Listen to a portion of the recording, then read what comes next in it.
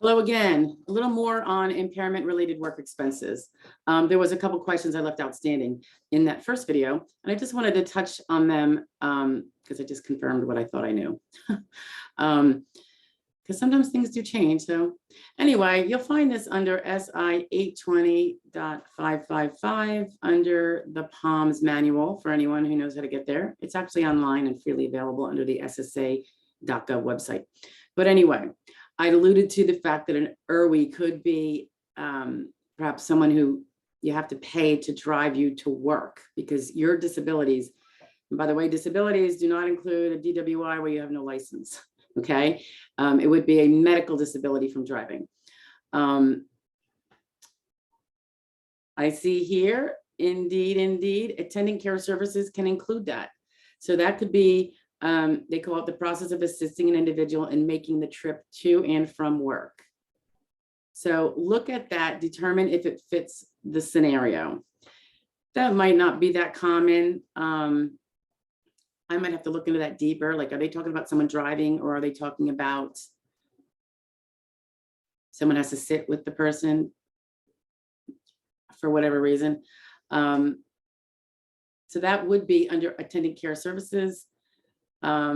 Going back to, and they also include some that are at home, and they give a section on that too. If you need attendant care circumstances at home, it'll be interesting to see what that exactly means. Like, obviously it has to be work related. So we'll see what those details are. And then of course, attendant care services in the workplace. And I believe that would be those, if you have to have an aide with you for a particular reason to get the work done. Okay, they go on to say drugs and medical services, which are essential to enable the individual to work. That would be those copays I was referring to. Primary care visits, if appropriate, not necessarily for the flu, but for your disabilities. Usually that would be a specialist, but sometimes a PCP does treat us for our disabling conditions also. Expendable medical supplies, these were those equipment things I was talking about, and consumables. And they mentioned some examples that include bandages, catheters, face masks, incontinence pads. Incontinence pads, you know, I have a lot of people that could use that expense write-off. I'm sure that's not cheap. By the way, if it's a blind person who's been found disability based on blindness, statutory blindness, they might have some extras that everyone else doesn't get. So it's important to, this applies to non-blind people as well as blind people, what I'm sharing. But I see here that there are some other deductibles, including taxes. A dog guide, if the person needs a dog guide at work.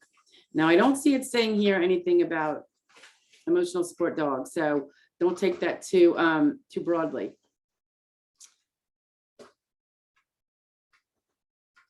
Let's see. Medical devices, here we go. So we have the consumables. Now they're talking about braces, inhalers, pacemaker, respiratory devices, wheelchair. So keep those receipts, everything. You know, whether it's the receipt and the bank statement, if you paid it with a debit card or with a check, keep the check. Credit card bill, debit, you know. Non-medical. This is interesting. Okay, there are some non-medical equipment services that are also deductible to get you below SGA if appropriate. But for non-blind people, it must be impairment related specifically, which I kind of think goes without saying anyway, and they're talking about air cleaners. Oh, I see. Air cleaners, air conditioners, childcare costs, humidifiers, portable room heaters, posture chairs, safety shoes, tools used on the job, and uniforms. So that's really interesting because we don't see this a lot, but maybe someone has a special air cleaner in their home because they have a really bad breathing issue. These are going to be harder to prove probably. The other ones are going to be pretty much flat out. You provide the receipt, it'll be good. But good to know because particularly maybe in post-COVID world, all these breathing related ones. They go into job coaching fees, one-handed typewriters. So these are work-related equipment, special tools. It could be telecommunications devices for the deaf. Those kind of expenses, if they are paid by the individual, I suppose. Physical therapy copays. That was big in the case I had that I mentioned in the other video. Big, because that's like 3 months worth of 3 times a week. It really adds up. It's some people can't even get physical therapy because of the copays and because they're not earning any dollars. So that's really important to know. Prosthesis, structural modifications to the home. Again, and they have sections, they have references to more specifics on these. But if the shoe fits, I would look at those. Training to use an impairment related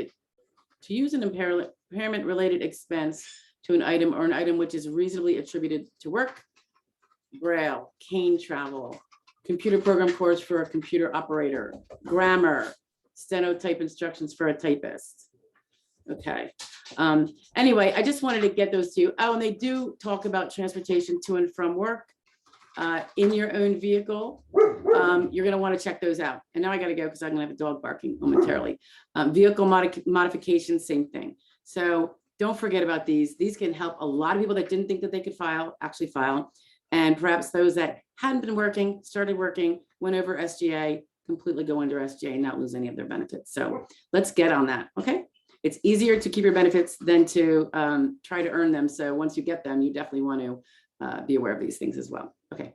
Thanks and have a great day. Bye.